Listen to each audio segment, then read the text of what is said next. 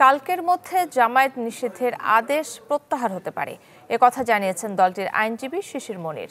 তিনি আরও জানান, দলটির নিবন্ধন বাতিলের রায়ের বিরুদ্ধে রিভিউর সিদ্ধান্ত নেওয়া হয়েছে।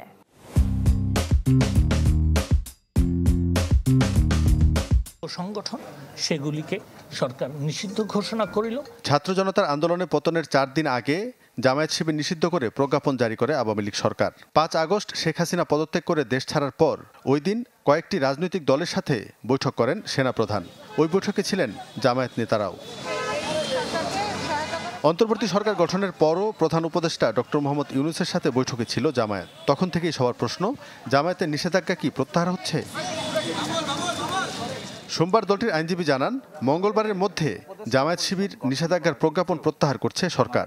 সকল প্রশাসনিক কর্মকাণ্ড সম্পন্ন হয়েছে। আজকে সরকারি ছুটির দিন।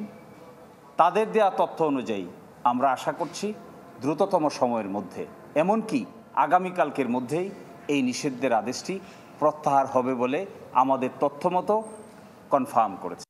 নিষেধাজ্ঞা প্রত্যাহার হলে দল হিসেবে জামায়াতের নিবন্ধন ফিরে পেতে আইনি লড়াইয়ে নামার কথাও জানান তিনি। নিষিদ্ধের আদেশটি প্রত্যাহার হতে হবে। নিষিদ্ধের আদেশটি প্রত্যাহার হয়ে যাওয়ার পরে আপনারা জানেন, বাংলাদেশের সুপ্রিম কোর্টে জামাতের রেজিস্ট্রেশন মামলাটি ডিসমিস ফর ডিফল্ট হয়েছিল। এটি পুনরুজ্জীবনের জন্য আমরা আবেদন দায়ের করব।